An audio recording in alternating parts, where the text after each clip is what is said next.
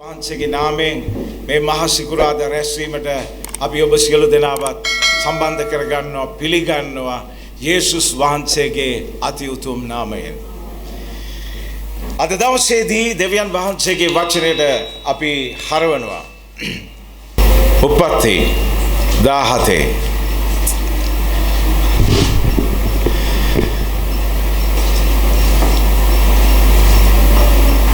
මේ පදයේ පළවෙනි වචනය මොකක්ද? අබ්‍රහම්. දෙවියන් වහන්සේ සෙනගක්ව උන්වහන්සේට කියලා සන්තක සෙනගක් හදාගන්න ගන්නා වූ අවස්ථාවක් ගැනයි අපි මේ කියවන්නේ. ඒටි ඉස්සෙල්ලා තව අවස්ථාවක් තිබ්බා. ඒ අවස්ථාව තමයි ආදම්ව හදපු අවස්ථාව. නමුත් ඒ ආදම්ට නිදහස් කැමැත්තක් දීපු නිසා ඔව් ඒක යුතු නැති ආකාරයට පාවිච්චි කරලා දෙවියන් වහන්සේගේ සන්තකය වෙන්න අපහසු වුණා. නමුත් දෙවියන් වහන්සේ මේ පාපයට වැටුණා වූ මිනිස්සු අතරින් උන්වහන්සේ බලලා ඇදහිල්ලක් තුල හිටිය කෙනෙක් නෙවෙයි අන්‍ය භක්තිකෙක් කල්දිවරුන්ගේ දේශයේ සිටියා වූ උපත ලැබුවා වූ පුද්ගලෙක් යුදෙව් කියලා වර්ගයක් නොසිටියා වූ කාලෙදී දෙවියන් වහන්සේ අබ්‍රහම්ව තෝරාගත්තා. මේකයි මහා සිකුරාදායි අතර මොකක්ද තියෙන සම්බන්ධතාවය පාස්ටර්? අපි කියවමු මේ පදය. අබ්‍රහම් 99 අවුරුදු වයසට පැමිණි කල ස්වාමින් වහන්සේ අබ්‍රහම්ට පෙනී මම සර්ව පරාක්‍රම වූ දෙවියන් වහන්සේය. මා ඉදිරියේ හැසිරෙමින් දැන් ඔබ දන්නවා අබ්‍රහම් එක තමයි ගණ දෙනවා. නමුත් අපි යනවා 11 වෙනි පදයට. 17:11. නුඹලාගේ චර්මාග්‍ර මාංශයෙහි ඡේද්‍ය කරනු ලබන්නහුය. ඒක මා සහ නුඹලා අතරෙහි ඇති ගිවිසුමක ලකුණක්ය. අපි හිස්නවාගෙන අපි ආඥා කරමු. අතිශුද්ධ වූ දෙවි පියාණනි, අපි අද දවසේ මේ ස්ථානයේ රැස්ව සිටින්නේ ඔබ වහන්සේගේ පුත්‍ර වූ යේසුස් වහන්සේගේ පූජා වීම මරණය සමරන පිණිසයි. ස්වාමිනී, ඔබ වහන්සේට ස්තුතිවන්ත වෙනවා. යේසුස් වහන්සේව ඔබ වහන්සේ පියාණෙනි එවපු නිසා. යේසුනි, අපි ඔබ වහන්සේට ස්තුතිවන්ත වෙනවා. ඔබ වහන්සේ සිය කැමැත්තෙන් ඉදිරිපත් වූ නිසා. සුදාත්මයන්ෙනි, අද දවසේදී අවුරුදු 2000කට පසුව සිටින්නා වූ අපිට ඒ පූජාව අදාළ කරගන්න ඔබ වහන්සේ අපි අතරේ සිටින නිසා ස්තුතියි. අපි ඉල්ලා සිටින්නේ ඔබ වහන්සේගේ මේ උත්තරීතර උතුම් වූ සුද්ධ වූ විස්තර කරන්න අවශ්‍ය වචනත් නැහැ ස්වාමිනී. ඒ පූජාවේ තිබෙන්නා වූ වටිනාකම. නමුත් එය ඔබ වහන්සේ හදවතින්ම කළා. බල කිරීමක් නැහැ ස්වාමිනී. නමුත් හදවතින්ම කළා. ඒට ස්තුතියි. එය දෙස අපගේ අවධානය යොමු කරන මේ වෙලාවේ අප දැනගත යුතු දෙයක් ඇද්ද? ඒ පූජාව අගය කළ යුතු නම් මීට වඩා ඒක ගැන අවබෝධයක් අපට ලබා දුන මැනව. අපි බාර වෙනවා සුදාත්මයන්ෙනි ඔබ වහන්සේගේ හස්තයට. ඔබ වහන්සේගේ වචනයද බාර කරනවා. යේසුස් වහන්සේගේ අති උතුම් නාමයෙන්. ආමෙන්. හලෙලූයා. එයාපත කෙනාට කියන්නේ මේ මහා සිකුරාදා කියලා වාඩි වෙන්න. ප්‍රවාහන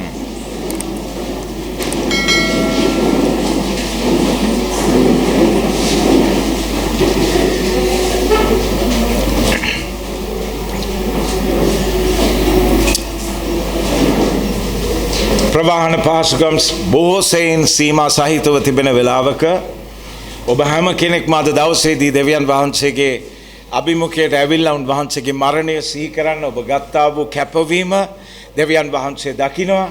ඒ බොහෝ සෙයින් අගය කරන බව මම ඔබට කියා සිටිය යුතුයි. ස්වාමින් වහන්සේ ඔබට ආශිර්වාද කරන සේක්වා. මම දැන් ඔබ ගෙනියනවා මේ උප්පත්ති පොතේ 17 වෙනි පරිච්ඡේදයේ මේ 11 වෙනි පදයට. ඔකද ආබ්‍රහම්ව තෝරගත්තට පස්සේ දෙවියන් වහන්සේට තිබුණා මොනවා හරි දෙයක් කරන්න අවශ්‍ය කරලා තිබුණා. මේ අවශ්‍ය කරපු දේ මොනවාද? ඇයිද ඒක වුමනා කළේ? දෙවියන් වහන්සේ මං විශ්වාස කරනවා. උන්වහන්සේ සිතුවා ප්‍රථම මිනිස්යාව මැව්වහම ඔහුට කිසිම අඩුවක් නැතුව සිටින්න උන්වහන්සේ සැලැස්සුවා. ආමෙන්. දෙවියන් වහන්සේ එහෙමයි. උන්වහන්සේ කිසි අඩුවක් නැතුව සිටින්න සැලැස්සුවා. ඒදා මුයනක තිබ්බේ. වණයක නෙවෙයි. වේදනාව නෙවෙයි තිබ්බේ. නමුත් සතුට ප්‍රීතිය. මහන්සිය නෙවෙයි තිබුණේ. නමුත් හරි නිදහස. නමුත් එහෙම සිටියත් ඒ මිනිස්යාට අපහසු වුණා. ඒ ලැබූ ආශිර්වාදය තුල ඒ මට්ටමෙන්ම ඔහුගේ ජීවිතය ඉදිරියට ගෙනියන්න බැරි වුණා. ඒ හින්දා සිද්ධ වුණා ඔහුටත් ඔහුගේ භාර්යාවටත් ඒදම් උයන කියනවා ආශිර්වාදලත් ස්ථානෙන් එළියට බහින්න. නමුත් දෙවියන් වහන්සේ මිනිස්යාව අතෑරියේ නැහැ. මං කැමති නැහැ කිව්වේ නැහැ. දුර්වලයි කිව්වේ නැහැ. උන්වහන්සේගේ හදවතේ තිබුණු ආදරය නිසා උන්වහන්සේ ඔහු නිර්මාණය කරද්දී හරියට ඉන්න පුළුවන්කම ඇතුව උන්වහන්සේ මැව්වේ. හලෙලූයා. හරියට ඉන්න පුළුවන්කම ඇතුව මවපු නිසා දෙවියන් වහන්සේ ඔහුව අතෑරියෙත් නැහැ. ඔබවයි මාවයි අතෑරියෙත් නැහැ මගේ මිත්‍රය. හලෙලූයා. ඒක තමයි උන්වහන්සේගේ උතුම්කම. ඒ ස්වාමින් වහන්සේ එහෙම බලලා තේරුම් අරගෙන උන්වහන්සේට වුවමනා කළා ආදම් එක්ක නොකරපු දෙයක් අබ්‍රහම් එක්ක කරන්න. අබ්‍රහම් එක්ක කරන්න වූ දේ තමයි ඔබ කියවුත් උප්පත්ති පොතේ ආරම්භයේදී කවදාකවත් දෙවියන් වහන්සේ ආදම් එක්ක ගිවිසුමකට ඇතුල් වුණේ නැහැ. ඔව් ආදම්ට දුන්නා පිරෙන්න ඉතිරෙන්න දුන්නා. අඩු නැතුව දුන්නා. මිනිස්සු පුදුම ඒ කියන්නේ ඔහුට ඒක ඔරොත්තු දෙන්නේ නැති තරමට දෙවියන් වහන්සේ ඔහුට දුන්නා. නමුත් ආබ්‍රහම්ට එද්දී ආදම්ට වගේ නෙවෙයි උන්වහන්සේට වුවමනා කළා මම මේ තෝරගන්නා වූ පුද්ගලයායි මායි අතරේ බිඳින්න බැරි යමක් තිබ්බත් නැතත් මම යාට ආදරය කරනවා වගේ එයත් මට ආදරය කරන්න ඕන කිව්වා.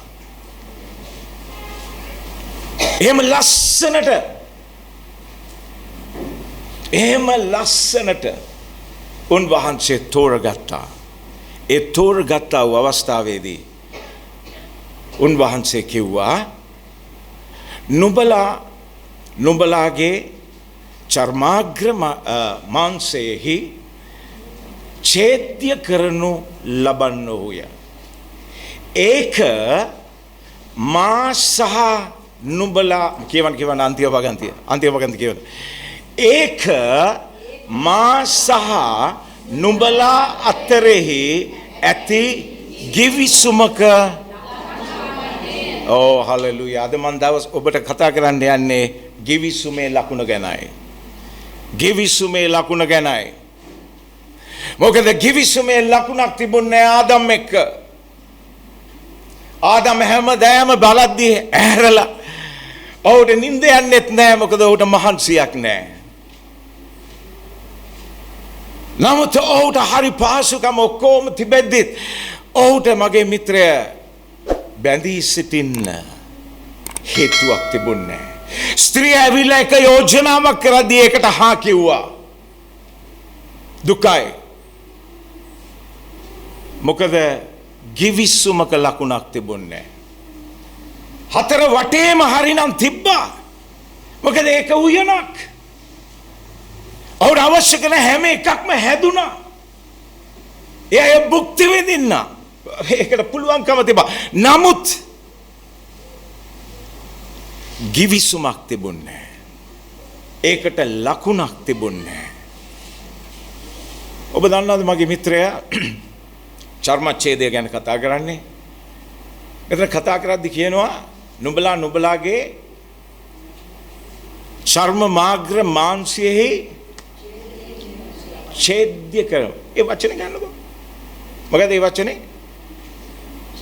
ඡේද්‍ය කිරීම. ඡේද්‍ය කිරීම. මොනවාද ඡේද්‍ය කිරීම කියන්නේ? වෙන් කිරීම. වෙන් කරන්නේ කොහමද? කපලා. කපලා වෙන් කරන්න ඕන. කැපුම. මේ කැපුම දෙවියන් වහන්සේ ලකුණක් කළා. ඒ හින්දා තමයි අද ඉන්නව හැම යුදෙව්වෙක්ම චර්මච්ඡේදය සිදු කරන්නේ. පොඩි එකාට පිරිමි දරුවට පොඩියට තේරෙන වයසෙද්දී චර්මච්ඡේදය කරනු ලබනවා. මොකද අපි දෙවියන් වහන්සේගේ සෙනගක් නිසා ලකුණක් තියෙන්න ඕන. උඹටයි මටයි බෑ දෙවියන් වහන්සේව අතාරින්න පුතේ කියලා අර කොල්ලට අඟවන්න ඕන නිසා. වේදනාවේ මතකයක් තිබෙනවා, ශරීරයේ ලකුණක් තියෙනවා. එතකොට දෙවියන් වහන්සේවයි ඔහුට මතක් වෙන්නේ හැම දෙයක් තුලින්. දෙවියන් වහන්සේව සුළු කරන්න බැරි තැනකට දෙවියන් වහන්සේ ගේනවා. එහෙනම් ආබ්‍රහම් මේක මා සහ නුඹලා අතරේ ඇති ගිවිසුමක ලකුණක් කියලා. දෙවියන් වහන්සේගේ පුත්‍ර යේසුස් වහන්සේ කල්වාරියේ මැරුණු එක ඇත්ත. ඒක අභිසමරණයක සත්‍යයි. නමුත් මම ආසනේ ඔබ නිකම්ම කුරුසියේ දිහා විතරක් බලනවට අද දවසේදී. ඔය කුරුසියක් ඇති කරන්න හේතු වුණේ දෙවියන් වහන්සේගේ කල්පනාවේ සැලැස්මක් තිබිච්ච නිසායි. කැපුමක් ඇති කරන්න අවශ්‍ය කළා. දෙවියන් වහන්සේට සන්තක සෙනඟක් හදන වෙලාවේදී දෙවියන් වහන්සේ තීන්දුව කරපු දේ සිදු කරන්න අවශ්‍ය කළා. ඒ නිසා තමයි මගේ මිත්‍රය අද නිකම්ම තනිකර කුරුසියෙන්ම හැමදේම හිතන්න එපා. නමුත් ඒකට ඉතිහාසයක් තිබෙන බව මතක තියාගන්න. ඉතිහාසයක් තිබෙනවා. කුරුසියට එන්න ඉස්සලා ඉතිහාසයක් තිබෙනවා. කැපුමක් තිබෙනවා. වේදනාවක් තිබෙනවා. ලේ වැගිරීමක් තිබෙනවා. ඒක චර්මච්ඡේදනයයි. මේක ලකුණක්. දැන් මම ඔබ ගෙනියනවා ඉක්මනට තව ස්ථානයකට. මොකද මේ ගිවිසුම කියනා වූ දේ මේකේ තිබෙනා වූ බලවන්තකම කොච්චරද කියලා ඔබ දැනගන්න ඕන. ගිවිසුමක් හදා ගන්නවා කියද්දී මොකද ගිවිසුමක් කියනා වූ දේ ඇවිල්ලා කටු වලල්ලක් එන රෝම කස්සය මේ ඔක්කොම චිත්‍රය තිබෙන්න ඕන. නමුත් මේ ඔක්කොටම හේතුවත් ගිවිසුම. මොකක්ද හේතුව? ගිවිසුම. එහා පැත්ත කෙනාට කියන්නේ සියල්ලට හේතුව ගිවිසුම.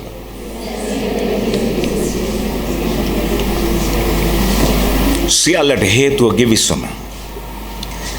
දැන් මම ඔබට ගිවිසුමක් සම්බන්ධව විස්තරයක් ලබලා දෙන පිණිස මම ඔබ ගෙනියනවා. මම මේක ගැන දේශනා කරලා තියෙනවා ඊට ඉස්සෙල්ලා. නමුත් කමක් නැහැ, මම කැමතියි ඔබ එතෙන්ට ගෙනියන්න. මොකද ඔබේ කල්පනාව අලුත් කරන්න ඕන නිසා මේ ගිවිසුම ගැන උළුප්පලා ඔබට තේරුම් කරලා දෙන්න ඕන නිසා. අපි හරවන්න යනවා මේ වෙලාවේදී පළවෙනි සාමුවෙල්ගේ පොතේ 18 වෙනි පරිච්ඡේදයේ 3 වෙනි පදයට. පළවෙනි සාමුවෙල් 18 වෙනි පරිච්ඡේදයේ 3 වෙනි පදේ. අපි කියමු 10න් 1 2 3. යොනාතන් තමාගේම ප්‍රාණයට මෙන් දාවිට ආදරේ වූ බැවින් ඔහු සහ දාවිත් ගිවිසුමක් හලෙලුයා ගිවිසුමක් ගහන්න බෑ තනිවම. ගිවිසුමක දෙන්නෙකුට වැඩිය ඉන්න ඕන. අවම වශයෙන් දෙන්නෙක් ඉන්න ඕන. දෙවියන් වහන්සේ ගිවිසුමක් ගහද්දී උන්වහන්සේ ආබ්‍රහම් එක්ක ආබ්‍රහමුයි උන්වහන්සේ එක්ක ගිවිසුම හදාගත්තේ. මේ වෙලාවේදී දාවිත් සහ යොනාතන් ගිවිසුමක් හදා ගන්නවා. මම ඔබට කතා කරන්නේත් මේ ගිවිසුමේ තිබෙනා වූ උත්තරීතර බවක් ගැන. මේ ගිවිසුම දැන් මේ දෙන්න ගිවිසුමක් හදා ගන්නවා. කවුද යොනාතන් කියන්නේ? කවුද දාවිත් කියන්නේ? යොනාතන් කියන්නේ එවකට හිටියා වූ රජගේ පුතා. සාවුල්ගේ පුතා. නමුත් දාවිත් කියන්නේ කවුද? බැටළුව බලාගත්තා වූ පුංචි ලපටි කොල්ලෙක්. කොහෙදෝ අස්සක මුල්ලක හිටිය හැමදාම බැටළුවොත් එක්ක. දෙමව්පියෝ ඔහුව තමයි යව්වේ බැටළුව බලාගන්න. නමුත් ඔහු කවදාවත් හිතුවේ නැහැ බාලයා වෙලා මට මෙහෙම සලකන එක යුතු නෑ නේද? මට වැඩිය හොඳට මේ විෂය දන්නා වූ මගේ අයියලාගෙන් එක්කෙනෙක්ව දැම්මනම් මේක වඩා සාර්ථකයි නේද? නෑ ඔහු හිතුවේ. ඒ විතරක් නෙවෙයි මගේ ජීවිතයත් සමහර වෙලාවට පරදුවට තබන්න වෙනවා. මක් නිසාද? සතෙක් මේ බැටළුවෙක් ගොදුරු කරගන්න හදන වෙලාවේදී මට නේද සිද්ධ වෙන්නේ ඒ දඩයන් කරන මුර්ගයයි මම මේ ආරක්ෂා කරන බලා ගන්නව බැටළුවයි අතරට ඇවිල්ලා මේ මට නේද එතකොට මේ මිලේ ගෙවන්න වෙන්නේ. දාවිත් ඒ මාසක මුල්ලක කිසි ප්‍රසිද්ධියක් නැතුව හිටියා වූ පුද්ගලයෙක්. නමුත් අනික් අතට යොනාතන් මාලිගාවේ හැදුනේ සැප උපරිමෙන්ම සැලකිල්ල හිතන්න බැරි තරම් ආරක්ෂාව ඉහළම ප්‍රමිතියට. මට්ටම් දෙක බලන්න. මට්ටම් දෙක අන්ත දෙකක හිටියේ. සමාජීයමය වශයෙන් ආර්ථිකය අතින් පිළිගැනීමේ හැටියට පවුලෙන් උනත් ගත්තොත් සාවුල් හොඳට යොනාතන්ට සැලකුවා. නමුත් දාවිත්ව සැලකුවේ නැහැ.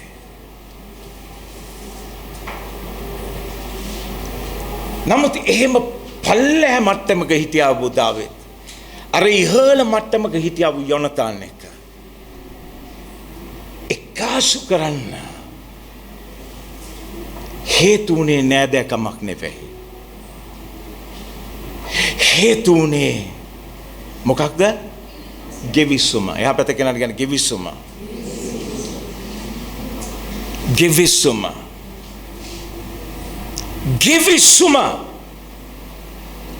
කවුද මේ ගෙවිසුම් ගහන්න අදහස දුන්නේ? දෙවියන් වහන්සේ. දෙවියන් වහන්සේ අදහස දුන්නා. මේ දෙන්න ඒක පාවිච්චි අරගෙන කිව්වා ඔයා මොන මට්ටමේ හිටියත් මම මොන මට්ටමේ හිටියත් මම ඔයාට ආදරෙයි මට වගේම. ඒ හින්දා දාවිත් ඔබේ පසුබිම මොක වුණත් මට ඒක අදාළ නැහැ. නමුත් මම ඔයාට ආදරෙයි. හලෙලූයා. මොකද කිව්වේ? ඔයාට ආදරෙයි. ඔයාට ආදරෙයි.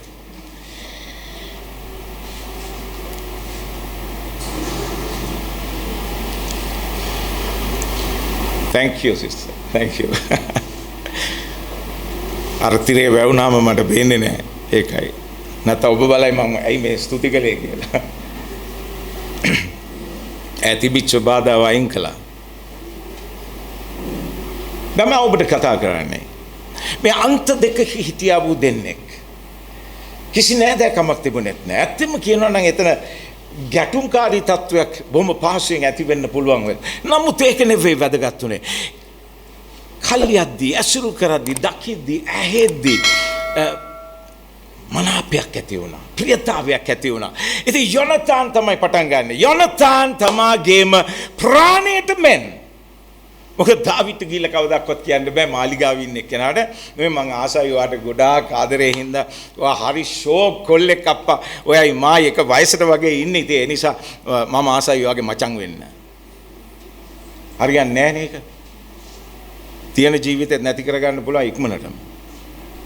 හරි දිවිනසා ගන්න ආසුනේ නෑ. යොනතාන් එක කියද්දී මං කියන්න කැමති එන ඉහළ මට්ටමෙනුයි පල්ලැහැ මට්ටමට ඒක ලැබුණේ. හලෙලූයා. ඉහළ මට්ටමෙනුයි පල්ලැහැ මට්ටමට හැම දෙම ලැබෙන්න දෙවියන් වහන්සේ සලස්වන්නේ. හලෙලූයා. දෙන්න ඔබේ දෙවියන් වහන්සේට දාත්පල සන්නාදයක්. මේ මහා සිකුරාදා හොඳ දවසක්. අවස්ථාව ලැබෙද්දී ප්‍රකාශනයක් වෙද්දී ඔබ ඒකට එකඟ නම් දෙවියන් වහන්සේට ස්තුති කරන්න. මොකද උන්වහන්සේ මොන මට්ටමේද සිටින්නේ අපි මොන මට්ටමේද සිටින්නේ. නමුත් එච්චර උත්තරීතර තැනන් වහන්සේ හැම දෙයක් මවලා තේජාන්විතව සිටින තැනන් වහන්සේ මේ පහත් මට්ටමේ පෞකාර වූ අපිරිසිදු වූ අශුද්ධ වූ අපිට උන්වහන්සේ ආදරය දක්වනවා නම් ඒක සාමාන්‍ය බුද්ධියට පරස්පර විරෝධී ක්‍රියාවලියක් කියන්න පුළුවන්. නමුත් දෙවියන් වහන්සේ ගේ හදවතේ තිබෙනා වූ උතුම්කම නිර්මලභාවය පමණට තිබෙන නිසා එදා යොනතාන් දාවිත් කතා කරලා කියනවා මම ඔබට ආදරේ. ඒකත් සාමාන්‍ය ප්‍රමාණයට නෙමෙයි. මගේම ප්‍රාණයට මෙන් මම ඔබට ආදරේ. ඒක හරි උතුම් දෙයක්. ඉහළ මට්ටමක කෙනෙකුට ආදරය කරද්දී ඒකේ පුදුම හයියක් තියෙනවා. වෙන මොනවා ලැබුණේ නැති වුණත් ඒ වචන කට්ටලේ ඇති. වෙන මොනවා නැත. නමුත් මම කියන්න හදන්නේ ඔබට ගිවිසුමක් ඒ දෙන්න අතරේ ඇති වුණා. ගිවිසුමක් ඇති වුණා. කියන්න මට පස්සේ ගිවිසුමක් ඇති කරගත්තා. හලෙලූයා. ගිවිසුමක් ඇති කරගත්තාම දාවිත් සහ යොනතාන් අතරේ මම ඔබ ගෙනියනවා 18 වෙනි පරිච්ඡේදයේ 4 වෙනි පදයට. 18 වෙනි පරිච්ඡේදයේ 4 වෙනි පදයට. අල්ලපු පදය. යොනතාන් තමාගේ සලුව ගලවා ඒකද කඩුවත් දුන්නත් ඉඟපටියත් ඇතුළුව තමාගේ ඇඳුමද හලෙලූයා. ගිවිසුමකට ඇතුල් වුණාම මගේ මිත්‍රය නිකන් වාචිකව යම්කිසි දේවල් කියලා ඒක එතනින් නතර වෙන දෙයක් නෙවෙයි. ගිවිසුම කියන්නේ හරි බලවන්ත දෙයක්. ගිවිසුම කියනා වූ ඇති වුණාම කෙනෙක් එක්ක ඒ ඇති කෙනා හැම වෙලාවෙම නැති කෙනාගේ හිස්තැන් පුරවන්න ඒ කෙනා ඉදිරිපත් වෙනවා. මොකක් නිසාද? හලෙලූයා. ගිවිසුම නිසා. බලන්න මොනාද දුන්නේ කියලා දාවිත් එඬේර කොල්ලෙකුට ගණන් ගත්තේ නැහැ. ගොලියත්ව මැරුවට පස්සේ තමයි ආවේ ප්‍රසිද්ධියට. නමුත් එනකන් ඔබ දන්නවද? දෙවියන් වහන්සේට තියෙන ක්‍රමයක්. හලෙලූයා. උන්වහන්සේට තියෙන සැලැස්මක්. ඔබ හැම කෙනෙකුගේම ජීවිතයේදී උන්වහන්සේට තිබෙනවා අපි හිතන්නේ නැති ඔබ හිතන්නේ නැති සැලැස්මක්. දාවිත් හිතපො නැති දෙයක් දෙවියන් වහන්සේ නිර්මාණය කළා. යොනතාන් තමාගේ එක සලුව ඒක ගලවලා දුන්නා. දෙක වෙන මොකද්ද? කඩුව දුන්නා. ඔබ දන්නවද සලුව කියනා බුදේ ඇඳගෙන සාමාන්‍ය මිනිස්සු පාරේ යන්නේ නැහැ. නමුත් රජෙකුගේ කුමරෙකුගේ සලුව ඇවිල්ලා හරි සුවිශේෂයි. ඒක ඒ වර්ණයෙන් කාටවත් මහන්න ඉඩ තියන්නේ. ඒ රෙදි වර්ගයෙන් මුකුත් හදන්න අවසර කාටවත් නැහැ. රජෙක් ඇවිල්ලා රෙදි කඩේකට කිව්වොත් එහෙම මේ කච්චියෙන් මට මීටරයක් අරගෙන මීටර් 50ක් 100ක් තිබෙනව කච්චේ. මට යම් කිසි දෙයක් මෙතනින් හදලා දෙන්න කියලා ඒක ගත්තා, හැදුවා, කච්චිය ඉවත් කළා. තව මිනිස්සෙකුට පාවිච්චි කරන්න දෙන්නේ නැහැ. මොකද ඒක සාමාන්‍ය කෙනෙකුට සුදුසු නැහැ. ඒක ඊට වැඩිය උත්තරීතර කෙනෙකුටයි දෙන්න ඕන. නමුත් එවැනි සලුවක් ඔහු ගලවලා ඔහු දාවිත්ට දෙනවා. ඔහු තව වැඩිපුර දෙනවා. ඔහුගේ කඩුව. ඔබ දැකලා ඇති ඕන තරම් ඔය චිත්‍රපටි පවා තියෙනවා. එක් අයට කඩුවක් තියෙනවා. විශේෂයෙන්ම රාජ්‍ය නායකින්ට කඩුවක් තියෙනවා. ඇත්තම කඩුවක් කියද්දි මම මේ කතා කරන්නේ ඉංග්‍රීසි භාෂාවටත් ඔහොම කියනවානේ. එහෙම කඩුවක් ගැන නෙමෙයි මම කතා කරන්නේ. මම මේ කතා කරන්නේ ඇත්තම සැබවින්ම ආයුධය ගැන. ලෝහ වර්ගකින් සුවිශේෂ විදියට නිර්මාණය කරනු ලැබුවා උදේ. ඒකේ ලාංඡනයක් තියෙනවා. කාට හරි ඒක අමතක වෙලා කොහේ හරි තිබ්බොත් දන්නවා මේක අයිති අහවලටයි කියලා. ඒ හින්දා කවුරුත් ඒකට අත තියන්නේ නැහැ. ඒකේ හිමිකාරයෙක් සිටිනවා. නමුත් එහෙම එකක් මේ මොහොතේ ඉඳන් දාවිද් යාතරපත් වෙනවා. එයා හිතන්න දෙවියන් වහන්සේ කොච්චර අනර්ගත කියලා. තව ටිකක් ඉස්සරහට ගියාම කඩුව විතරක් නෙවෙයි මොනවද දුන්නේ ඊට පස්සේ? දුන්න. ඒකත් සුවිශේෂයි. මට වෙලා නැහැ ඔබට ඔබ විස්තර කරන්න. ඊට පස්සේ මොකද්ද දුන්නේ? ඊඟපටිය. ඇතුළු තමාගේ ඇඳුමද. නිකන් හිතන්න දැන් මේ ටික ඔක්කොම අයින් කරුවාම ජොනතන් එහෙම නැත්නම් යොනාතන් සාමාන්‍ය පුරවැසියෙකුගේ මට්ටමට වැටෙනවා. නමුත් සාමාන්‍ය මට්ටමටත් වඩා පහත්ව හිටියා වූ දාවිත් මේවා ඇඳහම ඉබේම ඔහු එස්ස වෙනවා. හිතන්න බැරි තරම් මට්ටමකට. හලෙලූයා. ඔබේ දෙවියන් වහන්සේගේ සැලැස්ම එකයි ඔබ සතුව. ආමෙන්. මට තේරෙනවා මම දේශනා කරද්දී ඔබට අහු වෙනවයි කියලා. මොකද ප්‍රතිචාර දක්වනවා යුතු විදිහට. ඒක හොඳයි.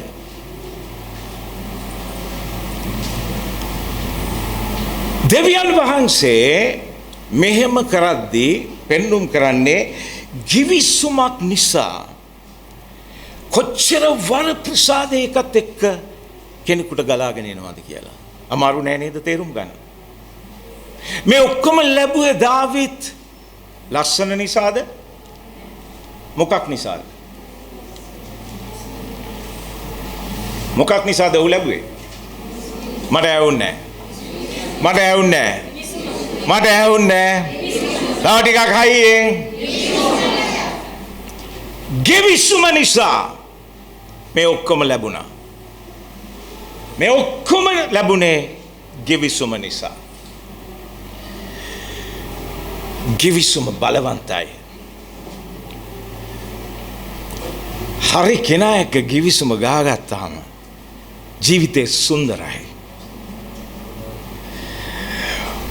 ඔබට givisuma ගාන්න ඕන කායකද කියලා පොඩ්ඩක් හිතන්න. දැන් ඔන්න අපි දකිනවා මේකේ හරි පුදුමාකාර මේ ආශිර්වාද තිබෙනවායි කියලා. තමයි ඔබ ගෙනියනවා ඉක්මනට දෙවනි සාමුවෙල් 9 වෙනි පරිච්ඡේදයේ 1 වෙනි පදයට.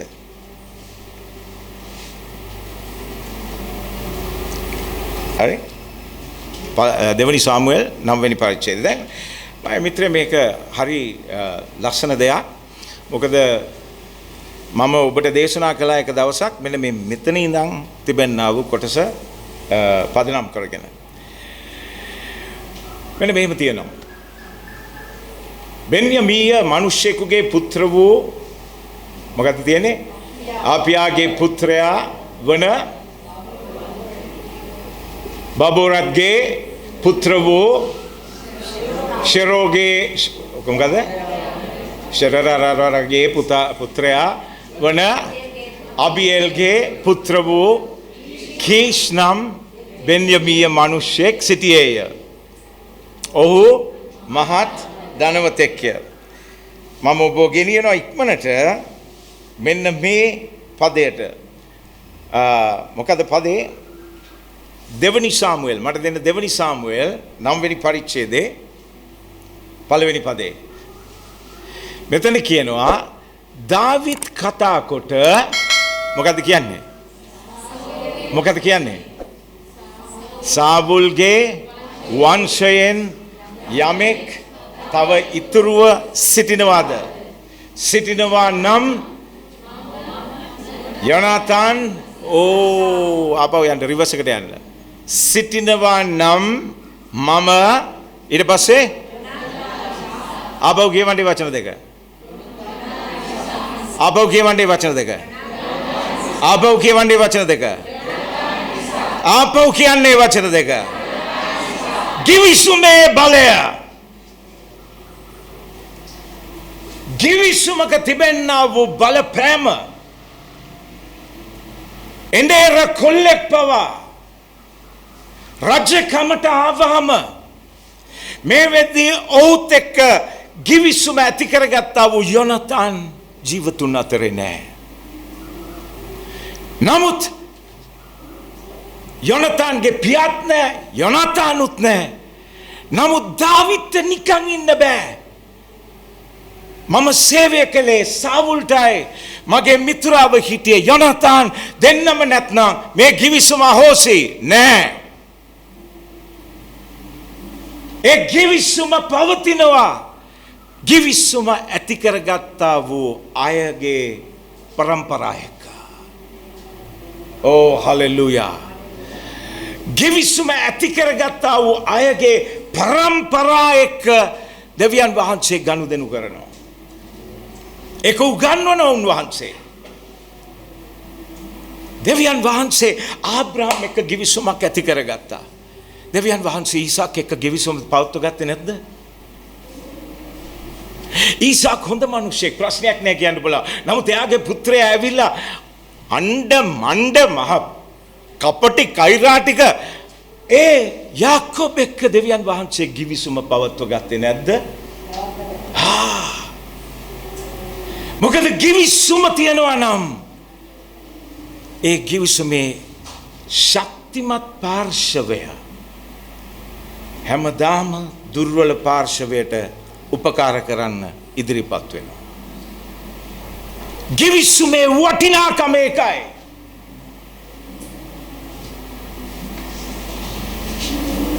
ගිවිසුමේ වටිනාකම ඒකයි. ඔබ ගන්න යාකෝබ්ගේ පුත්‍ර වූ යෝසප්. දෙවියන් වහන්සේ ගිවිසුම තියාගත්තේ නැද්ද? පවත්ව ගත්තා නේද? එන හොඳට මතක තියාගන්න ගිවිසුම කියන එක පුංචි දෙයක් නෙවෙයි. දෙවියන් වහන්සේ තිබෙන සැලැස්මක්. ඔබ අද මහසිකුරාදාවේ අඬන්න නෙවෙයි. ඔබ සතුටු වෙන්න දෙවියන් වහන්සේ යමක් ඔබට කියනවා අද දවසේදී. ඔබ හිතුවනම් ඔබ අසරණයි. ඔබ හිතුවනම් මං හිස්. ඔබ හිතුවනම් මං පරාජිතයි. ඔබ හිතනවා නම් මම ඇත්තෙන්ම කියනවා නම් අප්‍රාණිකව සිටිනා මිනිසෙක්. මේ තිබෙනා වූ කාලය තුලදී මොකක්ද මට සන්තෝෂ වෙන්න පුළුවන් දේ කියලා ඔබ සිතන්නා වූ කෙනෙක් නම් මතක් කරගන්න ඕන දේවල් තිබෙනවා. ඒකයි මේ මහසිකුරාදා දෙවියන් වහන්සේ ඔබට කතා කරන්නේ මගේ මිත්‍රයා. කුරුසියේ පිටිපස්සට ගෙනිලා කුරුසිය දක්වා උන්වහන්සේ හදපු පාර.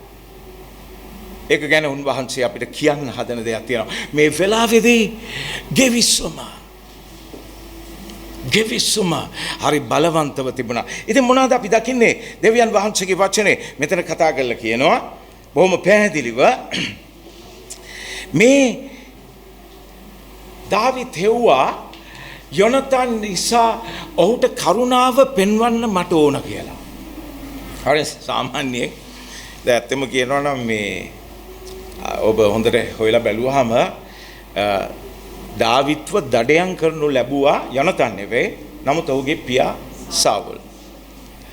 ඒ හරි ලේසියෙන්ම සීයාගේ දේ මුණුබුරාට එන්න පුළුවන්. සමහර වෙලාවට කියනවා දෙමව්පියන්ගේ දේටත් වඩා ආච්චි සීයාගේ දේ තමයි මුණුබුරම ඉබ්‍රියන්ට යන්නේ කියලා. දැන් මම ඔබට කියනවා යම් කිසි දෙයක්. ඔව් හොයද්දී කවුරු හරි ඉන්නවා ඇද්ද කියලා. මොකක්ද සාමාන්‍යයෙන් එතන ඉන්න මිනිස්සුගේ කල්පනාවට එන අදහස? දැන් මෙයා රජකමට පත් වුණා. නමුත් මෙයාට ඉස්සෙල්ලා හිටියේ සාවුල්ගේ වංශය. එතකොට දැන් සාවුල්ගේ කවුරු හරි ඉන්නවද කියලා අහන්නේ.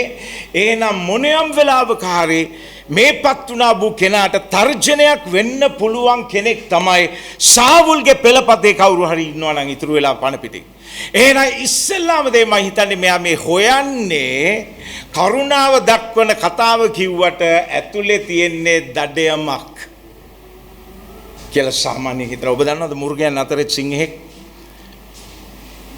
සිංහයෙක් එක සිංහ රැලක් පාලනය කරන්න පත්වෙච්ච ගමන් ඉස්සෙල්ලා මේ අලුතෙන් පත් වෙන්නා වූ නායකත්වයට පත් වෙන සිංහයා මොනවද කරන්නේ? ඉස්සෙල්ලාම කරන්නේ අර පෙර හිටපු නායක සිංහයාගෙන් උපත ලැබපු දැන් හැදෙන හැම පුංචි සිංහ පැටියෙක්වම මරාගෙන යනවා. ඉස්සෙල්ලාම කරන්නේ ඒකයි. ඒක තර්ජනයක්. ඒ ජාන නෑ.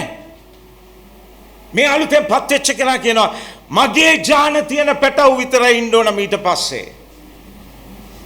ඒක මුර්ග සංස්කෘතිය.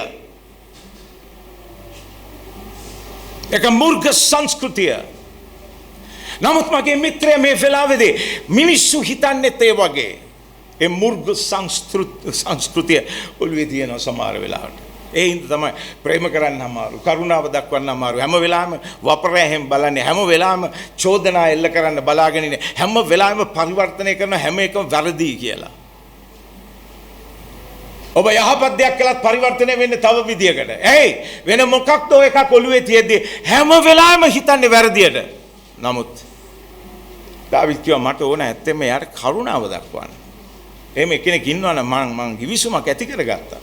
මට වගකීමක් තියෙනවා. මට ඇති හැකි තත්වයකට පත් වෙද්දී එතකොට මම මොන හරි දෙයක් කරන්න ඕන. ඒ හින්දා මං අහන්නේ කිව්වා. දැන් මගේ මිත්‍රයා අපි කියෝගෙන යද්දී අපි දකිනවා දෙවියන් වහන්සේ හරි ලස්සනට මේ කිවිසුම ඇති කරගත්තා වූ දාවිත් හොයද්දී එක පුද්ගලයෙක් ගැන ආරංචිය ලබනවා.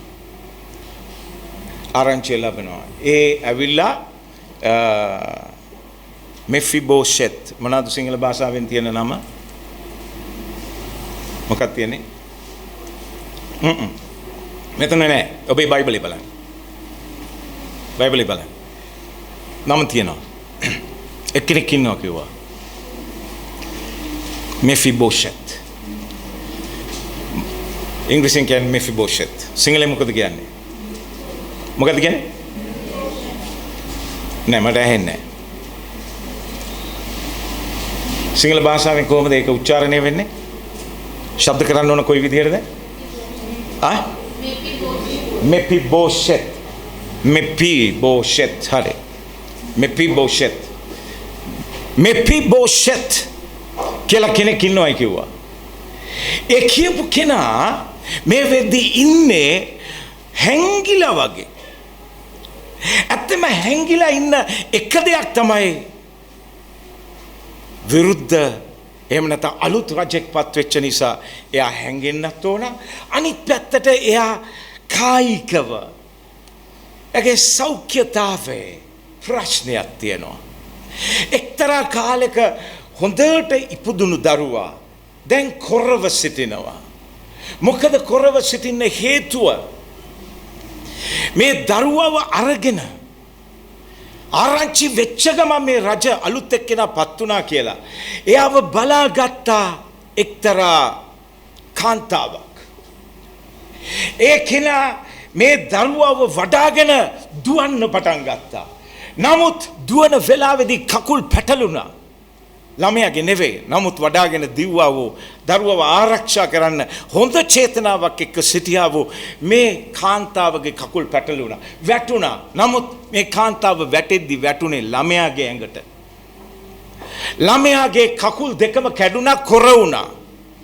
කතන්දරේ තියෙනවා බයිබලයේ ඔය විස්තරේ හිතන්න එපා මම මේ ඊයර හැදුවා කියලා ඔක. වෙලාව නැහැ ඔබ ගෙනියන්න එතෙන්ට. නමුත් බලාගත්ත කෙනා ඒ බලාගත්ත දරුවා උඩට වැටීමේ ප්‍රතිඵලයක් නිසා දරුවා කොර වෙනවා. මගේ මිත්‍රයේ ජීවිතේ සමහර වෙලාවට අපි හයියක් කියලා හිතාගෙන යම්කිසි දේවල් අල්ල ගන්නව නේද? සමහර වෙලාවට ඒවම තමයි මේ කාලය හොඳ කාලයක් නේද? මේ කාලේ ඔප්පු වෙන්නේ කාව විශ්වාස කරන්න පුළුවන් කියලා. මන් දේශපාලන කතාවක් නෙවෙයි කියන්නේ. ඔක්කොමලා ඔට්ටුයි මට. ඔක්කොමලා ඔට්ටුයි මට. උදේ කියන එක නෙවෙයි හවස කියන්නේ. හවස කියන එක නෙවෙයි පහුවෙනිදා උදේ කියන්නේ. පත්තරේ විස්තරේ කියවද්දි තවත් කතන්දරයක්.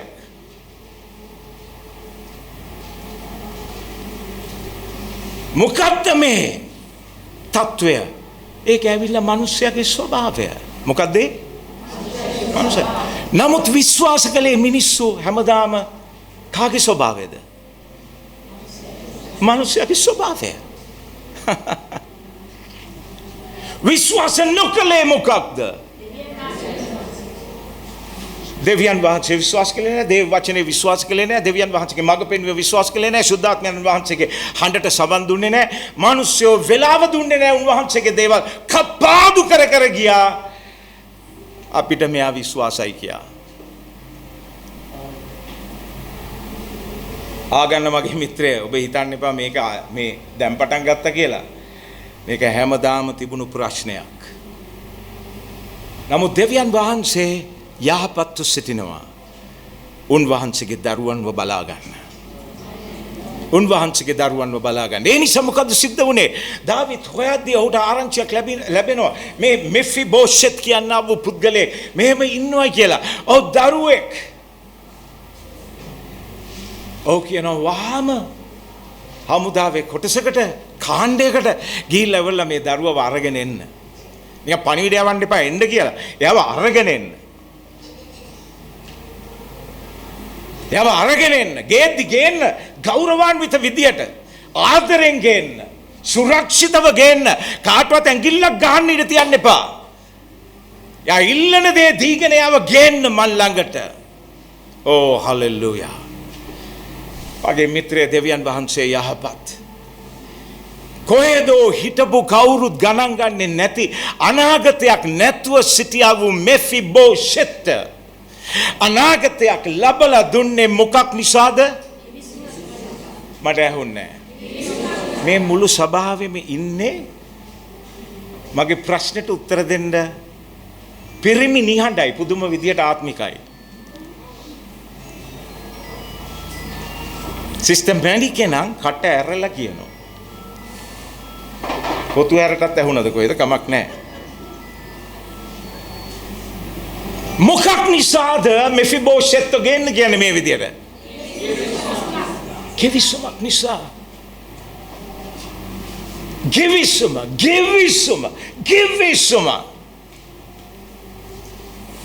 කිවිසුම ගෙවෙන්නේ නැහැ. ගිවිසුම් ගෙවෙන්නේ නැහැ. කාලය ගෙවේ. ගිවිසුම් ගෙවෙන්නේ නැහැ. මම ඔය කියන ප්‍රකාශන උතුම් මතක තියාගන්න. බයිබලයේ මෙතන කියනවා මේ ගිවිසුම නිසා මම ඔබට ඉක්මනට කාරණා තුනක් කියනවා. මේ ඔක්කොම තියෙන්නේ මේ කාරණා තුන මේ අපි සිටින්නා වූ දෙවනි සාමුවෙල්ගේ පොතේ 9 වෙනි පරිච්ඡේදයේ 11 වෙනි පදයේ පළවෙනි එක. කාරණා ගොඩක් තියෙනවා නමුත් මම තුනකට විතරක් මම සීමා වෙනවා. පළවෙනි එක. එවිට ශිබා මාගේ ස්වාමී වූ රජුරුවෙන් තමන්ගේ මෙහෙකරුවාට අනකරන සියල්ල ලෙස ඔබගේ මෙහෙකරුවා කරන්නේ යයි රජුට කීවේය. ඔන්න බලන්න ඊගාව එක. මෙෆිබෝෂෙත් වනාහි ඊගාව වචන හතර මොකද්ද? රාජ පුත්‍රයන්ගෙන් එක්කෙනෙකුමෙන් රජුගේ මේසේ කෑම කෑවේය. පළවෙනි දේ ඔහුගේ වාසස්ථානය වෙනස් වුණා. ඔහුගේ ඔහු ලැබූ සැලකිල්ල හිතන්න බැරි තරම් ඉහළට ගියා. ඔහුගේ වාසස්ථානය වෙනස් වුණා. ඔහුට ලැබුණා වූ සැලකිල්ල උපරිමෙන්ම ඔහු ලැබුවා. මොකක් නිසාද? ඇවුන්නේ මොකක් නිසාද? මොකක් නිසාද? ලියන ගමෙන් කටින් කියන්න පුළුවන්නේ. හලෙලූයා. ගිවිසුම නිසා. ඔය ගිවිසුම හරි බලවන්තයි. මම ඉක්මනට කියන තව කාරණයක්. මේ මොනවාද මෙෆිබෝෂෙත් ලැබුවා ඊගාව කාරණේ දෙවෙනි පද 12 වෙනි පදේ දෙවෙනි කාරණේ මම මේ ඔබට කියන්නේ මෙෆිබෝෂෙත් මීකා නම් බාල පුත්‍රයෙක් විය. ශිබාගේ ගෙවැසි සියල්ලෝ මෙෆිබෝෂෙත්ගේ නිකන් හිතන්න රජපත් කරනවා ඔහුට සේවය කරන්න වැඩ කරන්න ඔහුගේ ඕනෑ එපාකම් ගැන හොයලා බලන්න රජපත් කරනවා ජීවිතේටවත් අර මිනිසයා වෙන මුකුත් ගැන හිතන්නේ වෙන කවුරු ගැනවත් හිතන්නේම මෙෆිබෝෂෙත් මෙෆි උදේට නැගිටිද්දිත් මෙෆිබෝෂෙත් නිදා ගන්න යන්නේ මෙෆිබෝෂෙත් මොනවද කියන්නේ හැරිච්ච වෙලාවේ ඉඳන් නිදා ගන්න යනක මැදදී මෙෆිබෝෂෙත් ඕක අමතක වෙන්නේ නැහැ මිනිහාගේ නම මිනිහට අමතක වුණත් මෙෆිබෝෂෙත්ගේ නම අමතක වෙන්නේ නැහැ ඔය ජීවිතේට ආදරේ නම් මෙෆිබෝෂෙත් අමතක කරන්න බෑ නමුත් ඒක නිකන් කොහෙදෝ හිටපු මිනිස්සෙක් නෙමේක ලබන්නේ නමුත් මොකක් නිසාද? ගිවිසුම නිසා.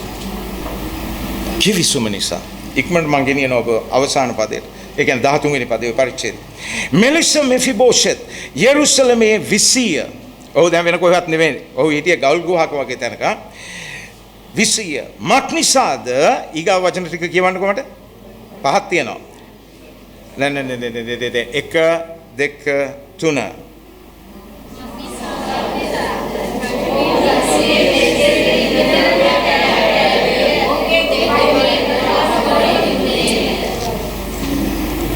හල්ලෙලූයා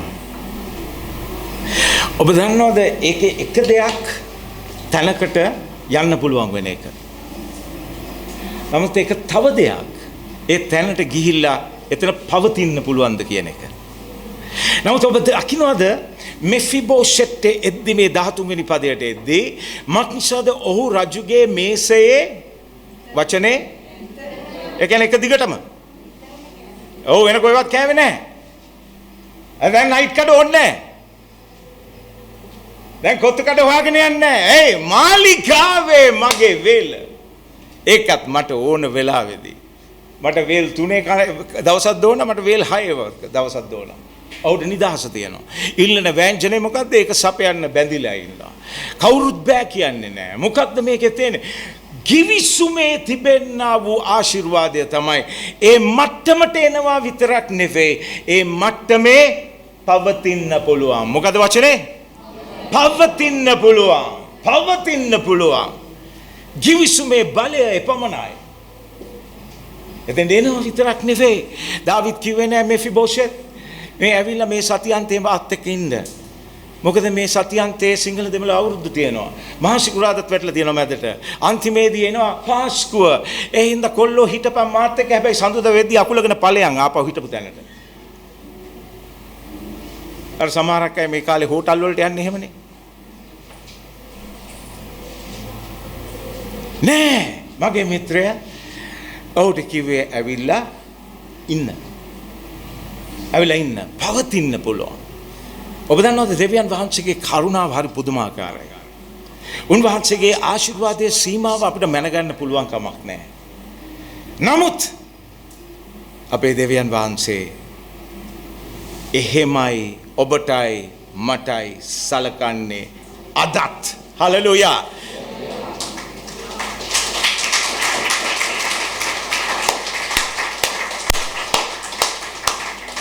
දෙවියන් වහන්සේ යහපත්.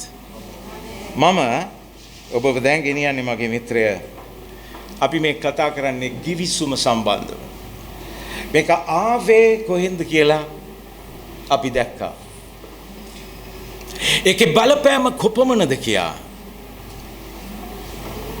අපි දාවිත් යොනතාන් දිහා බලද්දී අපිට පේනවා ඒක බලපෑම.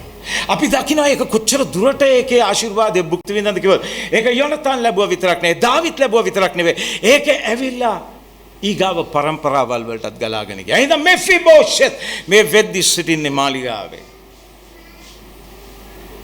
දෙවියන් වහන්සේ ගෙනියන තැන උන්වහන්සේ පවතින සලස්වනවා. හලෙලූයා. දැන් මම ඔබව ගෙනියන්නේ තවත් තැනකටයි. ඒ තැන සඳහන් වෙලා තිබෙන්නේ ලූක්ගේ සුභාරංචියේ 22 වෙනි පරිච්ඡේදයේ 19 වෙනි පදය. ලූක්ගේ සුභාරංචියේ 22 වෙනි පරිච්ඡේදයේ 19 වෙනි පදයේ උන්වහන්සේ රොටිගෙන ස්තුති කොට කඩා ඔවුන්ට දී මේක නුඹලා උදෙසා දෙන මගේ ශරීරයය මා සීකිරීම පිණිස මේක කරපල්ලායයි කීසේක. රයිට් දැන් හොත්තට අල්ලගන්න මේක මම කියන්න යනවා උදේ දැන් මේක අර වැදගත් පවබෝගිනියන 20ට දෙන්න පුතේ 20 එලෙසම රාත්‍රී කෑමට පසු කුසලානදී මේ කුසලාන නුඹලා උදෙසා දෙන මගේ ලෙයින් මොකක්ද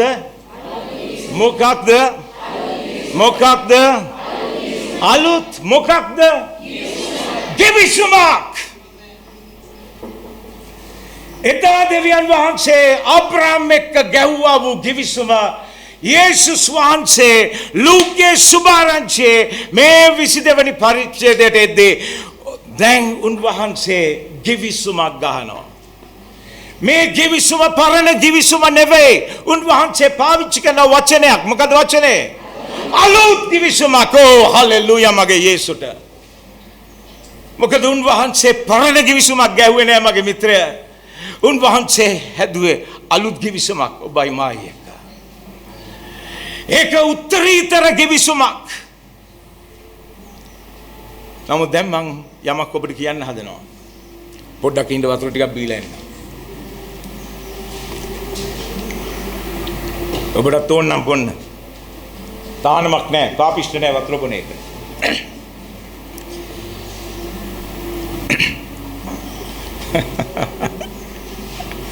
දැන් මොකද කියන්නේ වතුර බීලා. මෙන්න මේක තමයි කියන්නේ. අහගන්නකෝ. අපි කියුවා ලූක්ගේ සුභාරංචියේ 22 වෙනි පරිච්ඡේදයේ පද කීයක් කියවද අපි? කීයද කිව්වේ? දෙකයි. දෙකක් කියවද්දී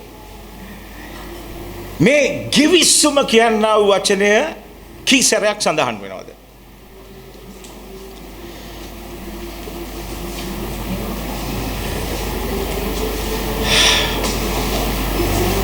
ඒ පද දෙක කියවුවොත් තියෙනවා.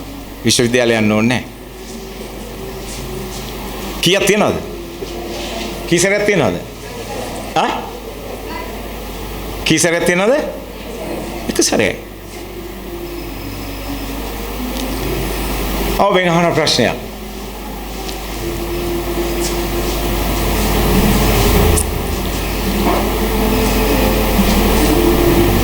රුධිරය නැතුව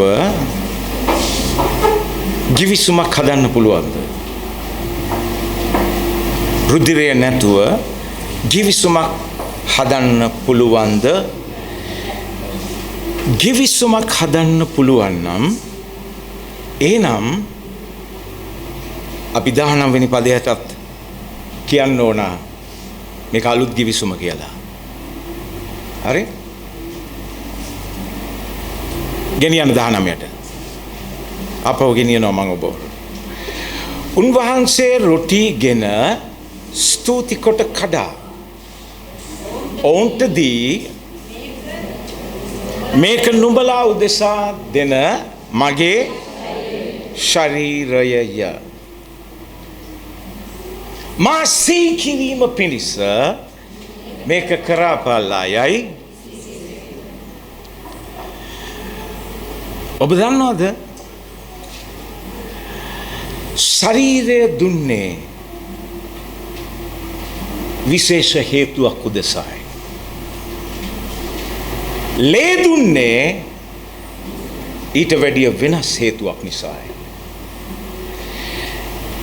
අපි ගොඩාක් අවස්ථාවල් වලදී මේ මාංශයයි මේ රුධිරයයි කියලා අපි දෙක එක්කව කරලා අපි හිතනවා මේ දෙක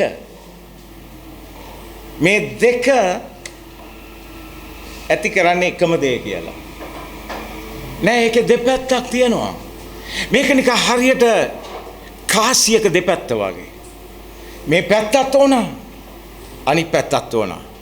එක පැත්තක් විතරක් තිබිලා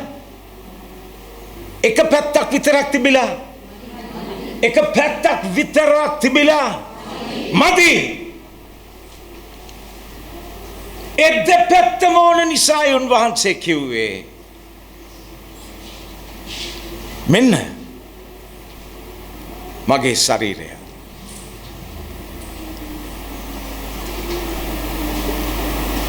කවුද ස්තුති කරන්නේ ඒකට? කවුද ස්තුති කරන්නේ? නෑ මේ සිද්ධිය හැටියට කවුද ස්තුති කරන්නේ? යේසුස් වහන්සේ.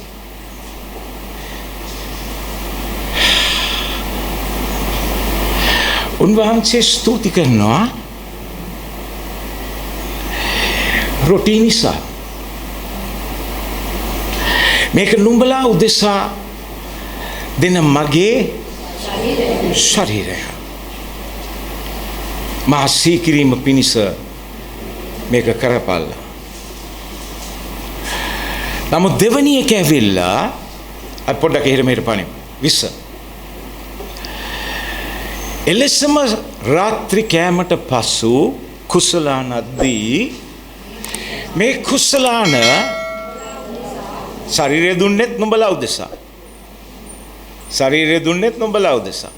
මේ කුසලාන දෙන්නෙත් නුඹලා උදෙසා. දෙන මාගේ ලේ, ඒ මගේ ශරීරය, මේ මගේ ලේ. නමුත් කිවිසුම එන්නේ ශරීරේ නෙවෙයි, ලේවල.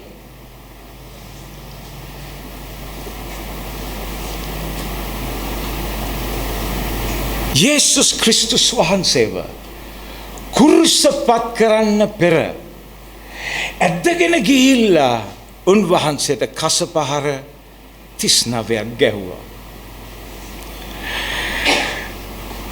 උන්වහන්සේ ගේ හිසට මෙවැනි කටු වලල්ලක් දාලා හිර කළා. මේ ඇන උන්වහන්සේගේ ශරීරේ පාදවලට අත්වලට දිග ඇරලා ගැහුවා ලීයට කැවෙන තුරා. මගේ මිත්‍රයා මේ හැම ක්‍රියාවලියක් තුළින්ම මේ ඔක්කොම තුවාල කිරීමේ මේ උපකරණ පාවිච්චි කරලා උන්වහන්සේට කරපු තුවාල. ඒක තමයි අපි කියවන්නේ පරණ ගිවිසුමේ අබ්‍රහම් එක ඇති කරගනිද්දී කැපිල්ලක්, තුවාල කිරීමක්, වේදනාව ගෙන දෙන දෙයක් සිදු වෙන්න ඕනමයි කියවා. ඒ ශරීරය තුවාල නොකර ගිවිසුම සම්පූර්ණ කරන්න බෑ. ඒ ශරීරය තුවාල කරන්න ඕන.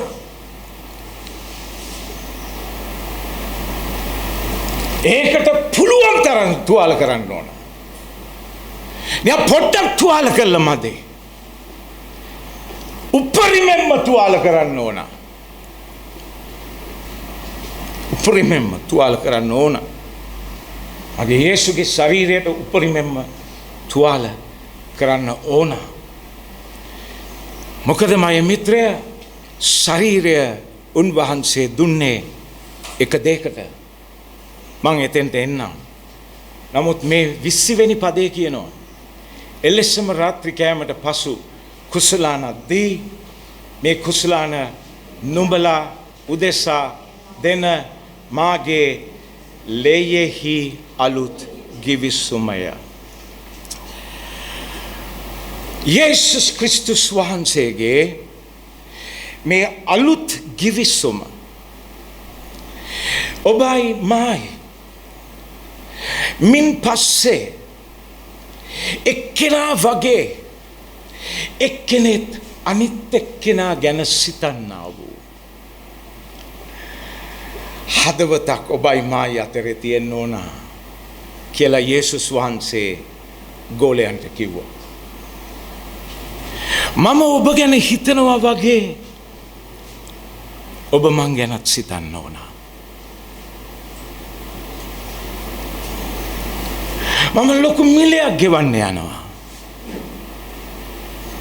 ඔබටත් ගෙවන්න වෙනවා ඉදිරියේදී. මේ ගිවිසුමට එකඟ නැත්නම් බොන්න එපා. මේ ගිවිසුමට එකඟ නැත්නම් බොන්න එපා. එහෙනම් ගෙදර ගිහිල්ලා කන්න. වෙන මොකද්ද ආත්මික දෙයක් කරගන්නවා කියලා මේ නිකන් තමුන්ව රවට්ට ගන්න එපා.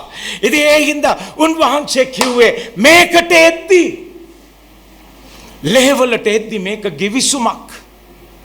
ගිවිසුම දෙන්න අතරේම හොඳ පැහැදිලි අවබෝධයක් තියෙන්න ඕන.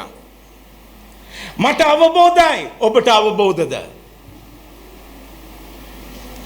ඒ හින්දා යුදාස් ඉස්කාරියොත් කිව්වා උඹට ඕන දේ ඉක්මනට ගිහිල්ලා කරගනි. මෙතන ඉන්න එපා. ඔබට මේක අදාළ නැහැ. ඒ හින්දා කාසි හොයාගෙන ගියා. ගිහලා යුතු නැති අය එක්ක ගිවිසුම් ගහගත්තා. මගේ මිත්‍රයා මෙතන ගිවිසුම නැත්නම් ගහගන්න යන්නේ අනිවාර්යයෙන්ම යකත් එක්ක ගිවිසුමක් ගහන්න යන්නේ. ඔබ කියයි නෑ ඒ මගේ නෑයෝ කියලා. ඔබ කියයි ඒ මගේ අසල්වාසියෝ කියලා. ඔබ කියයි ඒ මගේ හොඳ මිත්‍රයෝ කියලා. ඔබ කියයි ඒ ඇවිල්ලා මගේ වැඩපලේ ඉන්නා වූ අය කියලා. ඔබ ගිවිසුම් ගහගන්නේ කාත් එක්කද කියලා මතක තියාගන්න. මොකද 12යි හිටියේ 12න් එක්කෙනෙක් තීරණය කරලා තිබුණා ගිවිසුමක් ගහගෙන තිබුණා. ඔහුට ආපහු හැරිලා එන්න විදියක් නැහැ. ඔහුට වෙනස් වෙන්න විදියක් නැහැ. මොකද ගිවිසුමක් ගැව්වොත් ගැව්වමයි.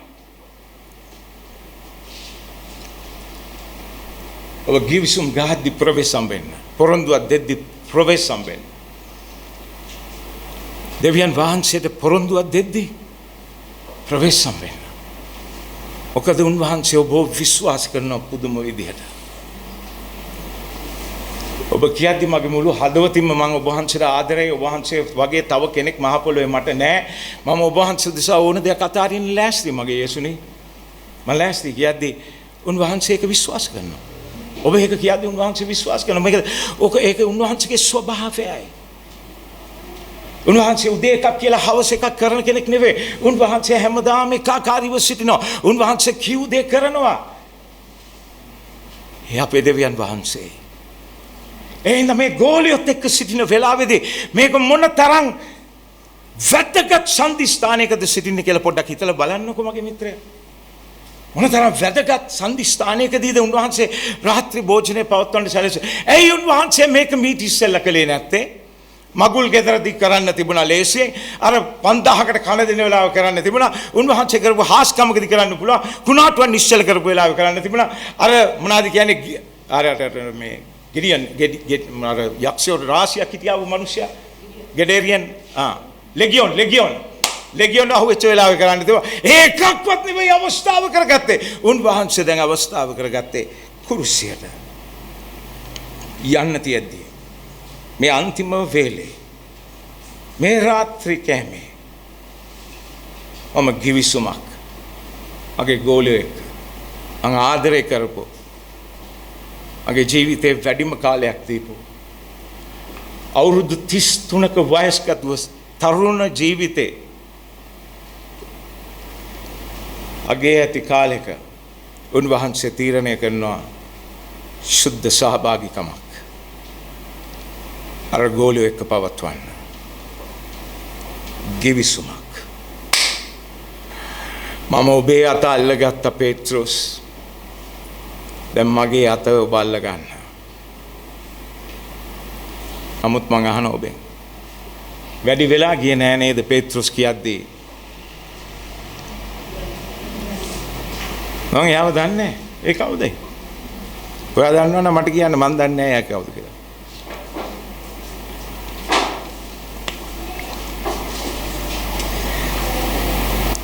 මගේ මිත්‍රය ගිවිසුම කියන එක හරි බලවන්තයි කියලා මම ඔබට පෙන්වුවා.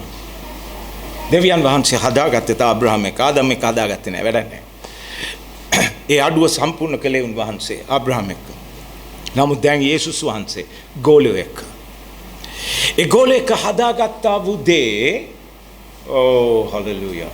ඒ ගෝලයෙක් හදාගත්තා වූ දේ මේ ගිවිසුම.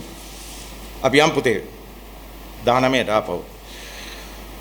උන්වහන්සේ රොටිගෙන ස්තුති කොට කඩා ඔවුන්ට දී මේක නුඹලා උදෙසා දෙන මාගේ ශරීරයය. මාසීකිර මොනවාද? ඒක කිව්වද කුසලානෙට එද්දී?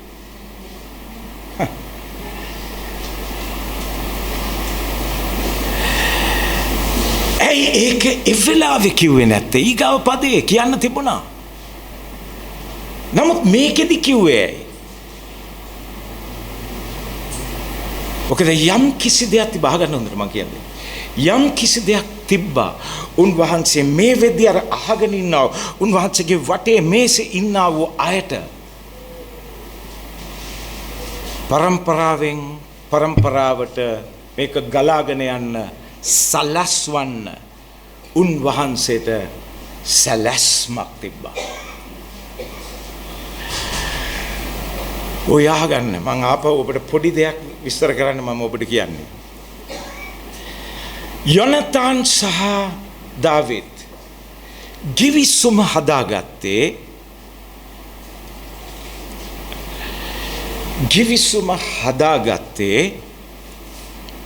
මගේ ප්‍රශ්නේ හොඳට තේරුම් ගන්න. ගිවිසුම හදාගත්තේ යොනතාන්ට ඔහුගේ සලුව, වස්ත්‍රය, කඩුව, වෙන මොනවාද? ඉඟපටිය දුන්න. මේවා දෙන්න ඉස්සෙල්ලද හදාගත්තේ? දුන්නට පස්සේද මේවා ඔහුට දුන්නේ? ආවමට කියන්නේ ගිවිසුම හදාගත්තේ මේ කිසි දෙයක් දෙන්න ඉස්සෙල්ලා. එහෙනම් මොකද ඉස්සෙල්ලා දුවන්නේ? ගිවිසුම. ගිවිසුම. නමුත් ගිවිසුම හා කියපු ගමන් ගිවිසුමට හා කියපු ගමන් අනිත් ඒවා ගලාගෙන එන්න පටන් ගන්නවා. හලෙලූයා. ඒවා ගලාගෙන එන්න පටන් ගන්නවා. මේ යේසුස් වහන්සේගේ ගිවිසුමේ උන්වහන්සේ ශරීරය ගැන කතා කරද්දී ගිවිසුමක් ගැන කතා කරන්නේ නැහැ. නමුත් ලේ ගැන කතා කරද්දී උන්වහන්සේ ගිවිසුමක් ගැන කතා කරනවා. මොකක්ද ඒකේ අර්ථය? අර්ථය මගේ මිත්‍රය දෙවියන් වහන්සේට උවමනා කළා. එහෙම නැත්නම් පුත්‍රයා කරුණ කොටගෙන ගිවිසුමක් හදා ගන්නා වූ වෙලාවේදී මිනිස්යන්ට දෙවියන් වහන්සේත් එක්ක ලෙන්ගතුකම, සම්බන්ධතාවය, එක්කාසු වීම, බැඳීම, ඒ හදවතේ වෙලුම මේවා කොහොම සිදු වෙන්නේ? ලේකයි. මේවා වෙන්නේ ලේකයි. නමුත් ශරීරය කරන කොටගෙනයි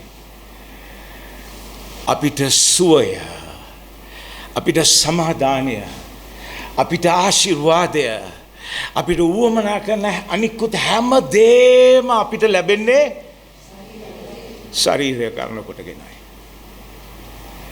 ඒක දෙපැත්තක් තියෙනවා කියලා මම ඔබට කියන්නේ ඒකයි. ඒකයි ගිවිසුමටම ආවහම මේ ගිවිසුම හදාගත්ත වෙලාවේ ඉඳන් දෙවියන් වහන්සේ කිව්වා ඔබයි මායි ආබ්‍රහම් අපි දැන් ගිවිසුමක් ගාගෙන ඉන්නේ. හරි? රයිට්. ඔන්න එක දවසක් එනවා. දෙවියන් වහන්සේ කතා කරලා කියනවා ආබ්‍රහම් හෙට උදේ ඔබ ඔබේ පුතා අරගෙන ඔබ ආදරය කරන පුතා අරගෙන ඔබ යන්න ඕන. මං කියන කන්දට ගිහිල්ලා වල පූජා කරන්න ඕන. යාව මරන්න ඕන. ආබ්‍රහම් වාද කරන්නේ නමුත් ඔහු යනවා. ඔහු කන්දටත් යනවා. නමුත් ගියාම දෙවියන් වහන්සේ ඔහුව අසරණ කරනවද? නැහැ. මොනවද දෙවියන් වහන්සේ කරන්නේ? මේ පැත්තෙන් ආබ්‍රහම් ඊසාක් නගිද්දී මෙහා පැත්තෙන් බැටළුවෙක් නැග්ගා. මුදුනේදී හමු වෙන්න සලස්වනවා. එතකොට උන්වහන්සේ කතා කරලා කියනවා ආබ්‍රහම් මන් දන්නවා දැන් උඹ මට ආදරේ. ඕහෝ අත තියන්න එපා මන් දන්නවා ඔබ ආදරේ මට එච්චරයි ඕන දැනගන්න. කරදර වෙන්න එපා පූජාව අපි කරමු. නමුත් අපේ ගිවිසුම තියාගන්න ඕනනේ. අන්න මං ඔබට සපයනවා බැටළුවෙක්. ඒක අරගෙන පූජා කරන්න. ශක්තිමත් කෙනා හැමදාම සපයනවා. හලෙලූයා. අද පවා මගේ මිත්‍රය දෙවියන් වහන්සේ අද සිටින්නේ ඔබගේ ජීවිතයේ තිබෙන්නා වූ අර්ග හිඟ දුර්වල පැතිවලට ආශිර්වාද කරන්න බලාගෙන සිටින්නේ. උන්වහන්සේ ශරීරය පූජා කළේ. ඒ ශරීරය කපන්න තුවාල කරන්න අනින්න උන්වහන්සේ ඉඩ දුන්නේ. මොකද ඒක හරහායි අලුත් ගිවිසුම හදන්නා වූ මගේ මිත්‍රය ලේ ගලන්න ඕන. ඉතින් ඒ නිසා ලේ ගලන්න සැලැස්සුවා. මගේ යේසුගේ ලේ හැලුවා. ඒ හැලුවේ යක්කු නෙවෙයි. ඒ හැලුවේ අපේ පාපයයි. මොකද උන්වහන්සේ අපිට තිබිච්ච ආදරය නිසා උන්වහන්සේ කැමති වුණා අපිව මුදව ගන්න. වඩා ශක්තිමත් කෙනා දුර්වල කෙනා උදෙසා මෙලය ගෙව්වා කල්වාරි කුරුසයේ. ඔබයි මායි අද දවසේදී ආශිර්වාද ලැබුව අය මෙතන ඉන්නේ එක්කෙනෙකුටවත් කියන්න බෑ වෙන මුකුත්. නමුත් කියන්න පුළුවන් එක දෙයයි. යේසුස් වහන්සේ මං උදෙසා පූජා වුණා. උන්වහන්සේගේ ඒ උත්තරීතර පූජාව නිසා අද මම දෙවියන් වහන්සේගේ දරුකම ලැබලා සිටිනවා පමණක් නොවේ. මම අද දවසේදී ආශිර්වාද ලැබනවා. මෙෆිබෝෂෙත්ගේ තැන වෙනස් වුණා. තත්ත්වය වෙනස් වුණා. පැවැත්ම වෙනස් වුණා. ඔව්ව පිළිගනු ලැබුවා හිතපු නැති විදියට. ඒ වගේ දෙවියන් වහන්සේ සලස්වලා තිබෙනවා. ඔබයි මායක ගිවිසුමක් ඇති කරගෙන තිබෙන නිසා මගේ මිත්‍රයා මේ මා සිකුරාදා ඔබ ක්‍රිස්තුස් වහන්සේගේ පූජාව දිහා බලලා අනන්න එපා වැළපෙන්න එපා. නමුත් ඒක ගැන අගය දක්වන්න මීට පස්සේ කවදටත් වැඩිය අගය දක්වන්න උන්වහන්සේ කියන්න ඔබ වහන්සේ කරපු දේ මගේ ජීවිතයේ ඉස්සුවනේ ස්වාමිනී පුදුම තලයකට. මං කොහෙද හිටියේ? මට තාමත් හරියට පේන්නේ නැහැ. ඔබ වහන්සේ මේ ගිවිසුම හදාගත්ත පේත්‍රුස් මේ ඔක්කොම අහගෙන තේරුම් අරගන්නේ නැතුව ගිහිල්ලා ආපහු කිව්වා මම ඔයාව දන්නේ නැහැ කියලා. නමුත් ඒ යේසුස් වහන්සේ වඩා ශක්තිමත් කෙනා නිසා හොයාගෙන ගියා වෙරළට. ගිහිලා උදේ කෑමත් උයලා දීලා ආපහු ගෝලයන්ව එක්කාසු කරගත්තා. ගිවිසුමේ වටිනාකම. දෙවියන් වහන්සේ ඔබත් එක්ක ගිවිසුමක් හදාගෙන තිබෙනවා මේ වෙද්දී. ඔබ යේසුස් වහන්සේව මගේ ගැලවුම් කරු හැටියට පිළිගන්නවා කියපු වෙලාවේ ඉඳන් උන්වහන්සේ ඔබත් එක්ක ගිවිසුම ගහගෙන ඉවරයි මගේ මිත්‍රයා. ඒක අවුරුදු 2000කට ඉස්සෙල්ලා සිද්ධ වුණේ. 아무튼 ඒක ඔබ අගය කරනවාද? වෙන ගිවිසුම අහෝසි කරන්න. යේසුස් වහන්සේ එක්ක තියෙන ගිවිසුම පවත්වා ගන්න. ඒක ගැන ලැජ්ජ වෙන්න එපා. ඒක ගැන නිර්භීතව සිටින්න. ඒක විශ්වාස කරන්න. ඔබේ ජීවිතය එන්නම උඩ ඉහළ තලයකට දෙවියන් වහන්සේ ගෙනියන්න. කරන්න තියෙන හැම දේ කරලා හමාරයි. හලෙලූයා. කරලා හමාරයි. තව ඉතුරු වෙච්ච දෙයක් නෑ උන්වහන්සේ කරලා හමාරයි. අපි නැගිටින්න යනවා.